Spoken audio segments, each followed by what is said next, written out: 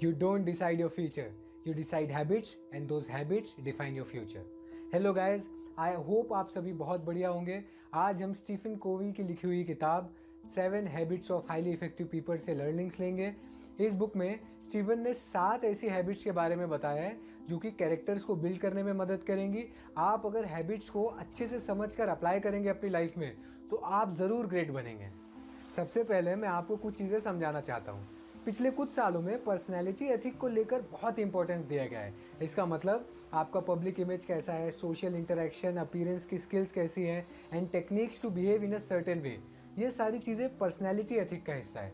लेकिन स्टीफन का ऐसा मानना है कि पर्सनैलिटी एथिक से भी ज़्यादा इंपॉर्टेंट है कैरेक्टर एथिक, मतलब इंटीग्रिटी, पेशेंस, ह्यूमिलिटी, करेज, मॉडेस्टी। पर्सनैलिटी एथिक आपको बताता है कि आप कैसे दिखने चाहिए दूसरों के सामने, लेकिन कैरेक्टर एथिक शोज कि आपको कैसा होना चाहिए अंदर से। ये पूरी बुक पूरी तरह से इनसाइड आउट अप्रोच पर फोकस करती है। स्टीफन कोवी का मानना है कि greatness comes only one person acts from inside out. अच्छा, एक और चीज़ आप इमेजिन कीजिए कि आप सपोज एक आइसबर्ग है, तो जो टिप ऑफ द आइसबर्ग है ना वो पर्सनैलिटी एथिक है, लेकिन जो मेजर उसका हिस्सा है दैट इज़ कैरेक्टर एथिक। और आप अगर किसी से सपोज जाकर मिलते हैं तो आपकी पर्सनैलिटी कुछ ही दिन तक काम करेगी, और अगर आप छुपाने की कोशिश करें या एक्ट करने की कोशिश करें तो वो कुछ दिन में ज़रूर बाहर आ जाएगी। लेकिन कैरेक्टर एक ऐसी चीज़ है जो अगर किसी के सामने आपका अच्छा है और बाहर आ गया तो वो आपकी रिस्पेक्ट और बढ़ा देगा। तो ये 7 हैबिट्स आपके कैरेक्टर एथिक को बहुत स्ट्रॉन्ग बनाएंगी। पहले मैं आपको इन हैबिट्स का एक ओवरव्यू दे देता हूँ। अब आप एक आदमी को 3 हिस्सों में बांट सकते हैं या 3 टाइप्स में बांट सकते हैं, जिसे इस बुक में मैच्योरिटी कंटिन्यूम कहा गया है। पहला है डिपेंडेंट। फॉर एग्जाम्पल, एक सन बचपन में पूरी तरह से अपनी मदर पर डिपेंडेंट होता है। सेकंड होता है इंडिपेंडेंट। इसमें आप खुद को और अपनी स्किल्स को जानते हैं, तो बेसिकली इसमें आई इन्वॉल्व है। और थर्ड है इंटरडिपेंडेंस। इसमें आप पूरी तरह से टीम बिल्डिंग और सोसाइटी के बारे में सोचते हैं, तो इसमें पूरी तरह से टीम इन्वॉल्व होती है। तो बेसिकली फर्स्ट 3 हैबिट्स आपको डिपेंडेंट टू इंडिपेंडेंट बनाती हैं। 3rd to 6th हैबिट आपको इंडिपेंडेंट से इंटरडिपेंडेंट बनाती है, और जो लास्ट हैबिट है ना वो बची हुई 6 हैबिट्स का बेस है। तो सबसे पहली हैबिट है बी प्रोएक्टिव। इमेजिन कीजिए 2 कॉन्सेंट्रिक सर्कल, बाहर वाला रिप्रेजेंट करता है सर्कल ऑफ कंसर्न, मतलब वो चीज़ें जो अननेसेसरी आपको टेंशन देती है या परेशान करती है। For example, others opinion, weather, politics, economy, दूसरों की गलतियाँ और भी बहुत कुछ। आपने इन एग्जाम्पल्स में एक कॉमन चीज़ नोटिस की होगी कि इनमें से कोई भी डायरेक्टली हमारे कंट्रोल में नहीं है। कई लोगों को आपने नोटिस किया होगा कि वो साल भर वेदर को लेकर परेशान रहते हैं। ठंड में ठंडी ज़्यादा है, गर्म में गर्मी ज़्यादा है, और बारिश में बाहर नहीं निकल सकते। मतलब अगर आप ध्यान से देखें तो ये वेदर क्या किसी के कंट्रोल में है? No, right. तो आप ऐसी चीज़ों को खुद पर इन्फ्लुएंस ना होने दें जो टेक्निकली आपके कंट्रोल में है नहीं। अब जो इंटरनल सर्कल है ना वो रिप्रेजेंट करता है आपके सर्कल ऑफ इन्फ्लुएंस को, मतलब आपका attitude, education, enthusiasm, habit, hobbies, skill set, ये सारी चीज़ें। कहीं ना कहीं ये सारी चीज़ें आपके पूरे कंट्रोल में हैं। आपका जो आउटर सर्कल है ना, अगर आप उस पर फोकस करेंगे तो आप रिएक्टिव होते जाएंगे, और जो लोग इनर सर्कल पर फोकस करते हैं वो प्रोएक्टिव होते हैं। People who are reactive always keep on complaining. और सही भी है ना, क्योंकि उनका फोकस ऐसी जगहों पर जो चीज़ें उनके कंट्रोल में नहीं है तो वो कंप्लेन करते हुए रह जाते हैं। And people who focus on inner circle, that means the proactive people, हमेशा ग्रो होते हैं लाइफ में, because they focus on the things which they can control and they technically improve that. So either you act और you are acted upon, मतलब या तो आप action लेंगे या तो दुनिया आपसे एक्शन करवा लेगी। तो पहली हैबिट थी be proactive. So second habit is begin with the ending. Everything in the world is created 2 times, first in the mind and then in the reality. कई बार हम लोग लाइफ में बहुत सारे बेसिक क्वेश्चन खुद से पूछना ही भूल जाते हैं। What you want from your life, आप खुद को 5 साल, 10 साल, 15 साल कहाँ देखते हैं उतने सालों बाद? तो इन सारे सवालों का जवाब ही नहीं है हमारे पास। सो आप अपनी लाइफ का एक ब्लूप्रिंट या मैप बनाएं, और अगर आप ऐसा नहीं करेंगे तो गड़बड़ हो जाएगी। सिंपल एग्जांपल लेते हैं, आप एक सीढ़ी चल रहे हैं और इमेजिन कीजिए कि ये आपकी लाइफ की सीढ़ी है। तो आप पूरी मेहनत कर हर कदम, हर स्टेप पर एक बहुत अच्छा एफर्ट लेकर आप ऊपर पहुंचते हैं, और जैसे ही आप लास्ट डेस्टिनेशन पर, मतलब लास्ट स्टेप पर पहुंचते हैं, आप ऊपर देखते हैं कि मुझे तो यहाँ पहुँचना ही नहीं था। So it is very important. इसीलिए ऑथर भी कहते हैं कि आप अपने एंड को यानी फाइनल आउटकम को सबसे पहले सोचें। खुद की लाइफ की मूवी के राइटर, डायरेक्टर, प्रोड्यूसर, एक्टर सब कुछ अपन है। So why not right a good story? हमेशा बड़ा सोचें, उसे प्लान करके उसका मन बनाएं, एंड रिजल्ट को लेकर बहुत क्लियर रहे, and never hold yourself back. तो सेकंड हैबिट थी बिगिन विद द एंडिंग।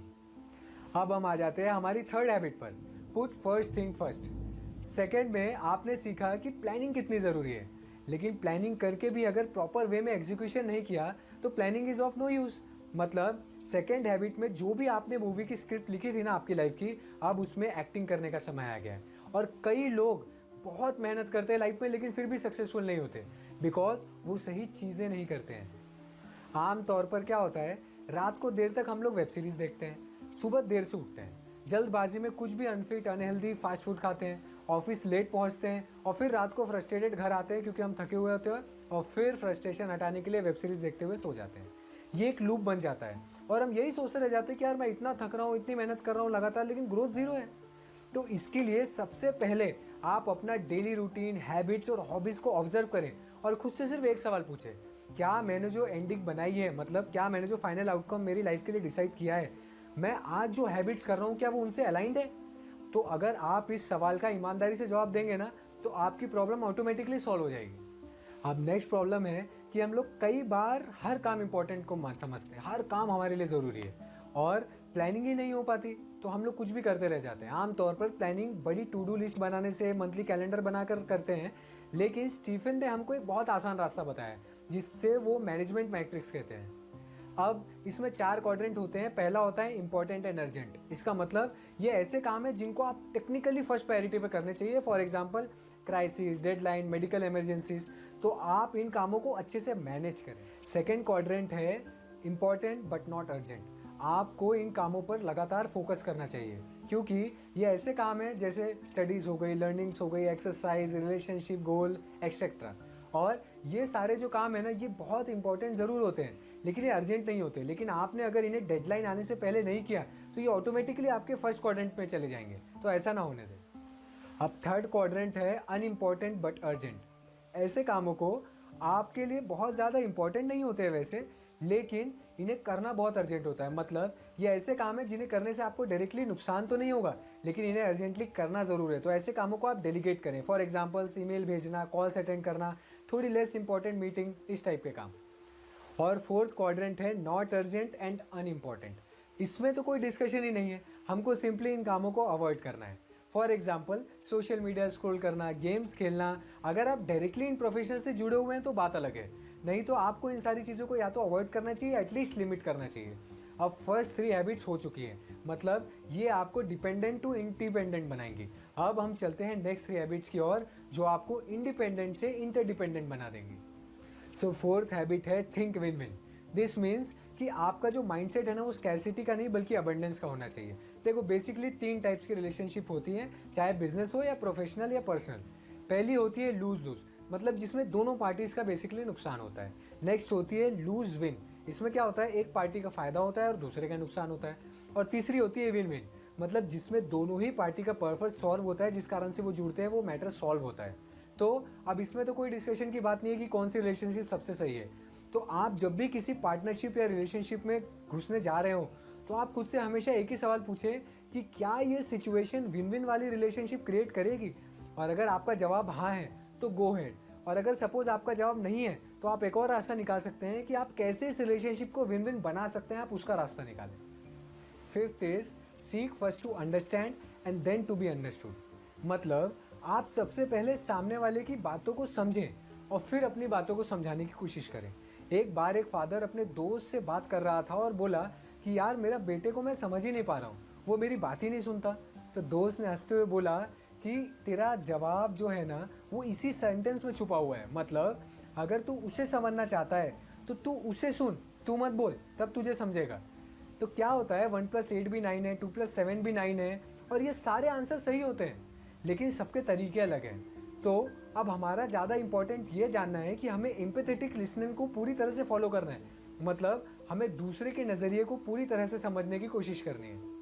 अब हम आ जाते हैं हमारी 7th और लास्ट हैबिट पे जो कि है शार्पनिंग द सॉ। ये हैबिट बची हुई 6 हैबिट्स का बेस है। एक बार एक आदमी जंगल से जा रहा था तो उसने एक लड़के को पेड़ काटते हुए देखा। तो आदमी ने नोटिस किया कि उसकी जो कुल्हाड़ी है यानी एक्स है वो ब्लंट है। तो उसने बोला कि तुम इसे शार्प क्यों नहीं कर लेते। तो उस लड़के ने जवाब दिया कि मेरे पास टाइम नहीं है। यहाँ पर अब्राहम लिंकन का एक कोट परफेक्ट शूट करता है, you give me 6 hours to cut a tree I will spend the first 4 hours in sharpening the saw. Author basically 4 health zones में शार्पनिंग की बात करते हैं। पहला है फिजिकल हेल्थ। अब या तो आप आज एक्सरसाइज कर लें या तो बहाना दे दें कि भाई मैं बिजी हूँ, फिर कुछ दिन बाद आप हॉस्पिटल में बिजी हो जाएंगे। तो हमेशा याद रखें कि अपने रेगुलर शेड्यूल में एक्सरसाइज का एक बहुत इंपॉर्टेंट रूटीन रखें। सेकेंड है स्पिरिचुअल हेल्थ। ये आपको regularly meditation, breathing exercises, affirmations और प्रे करने पर फोकस करवाती है। थर्ड है कॉग्निटिव हेल्थ, मतलब आप अपने इंटेलेक्ट को बढ़ाएं, खुद को एजुकेट करें, नई स्किल सीखें। और फोर्थ है सोशल हेल्थ, आप इसमें अपनी सोसाइटी, फैमिली, वर्क एनवायरनमेंट को बहुत एमिएबल बनाने की कोशिश करें। तो चलिए अब इन 7 हैबिट्स को हम लोग समराइज करते हैं। फर्स्ट है बी प्रोएक्टिव, सेकंड है begin with the ending, third है put first thing first, fourth है थिंक विन विन, फिफ्थ है seek first to understand and then to be understood, sixth है synergy and seventh is sharpen the saw. So I hope कि आज की इस book ने आपने बहुत सी चीज़ें सीखी होंगी। और मेरी आपसे हमेशा की तरह एक रिक्वेस्ट है कि जितनी भी चीज़ें आप सीख रहे हैं उन्हें कॉन्टीन्यूसली अपने लाइफ में अप्लाई ज़रूर करें। ऐसी ही और वीडियोस के लिए आप मुझे यूट्यूब पर सब्सक्राइब कर सकते हैं। और अगर कुछ डाउट्स या सजेशंस हैं तो मुझे इंस्टाग्राम पर डीएम ज़रूर करें। अगर आप इस लेक्चर का एक पॉडकास्ट वर्जन सुनना चाहते हैं तो मुझे स्पॉटिफाई पर ज़रूर फॉलो करें। और हमेशा सीखते रहें। मिलते हैं नेक्स्ट वीक किसी और लर्निंग के साथ। तब तक के लिए stay tuned and let's make the greatness common.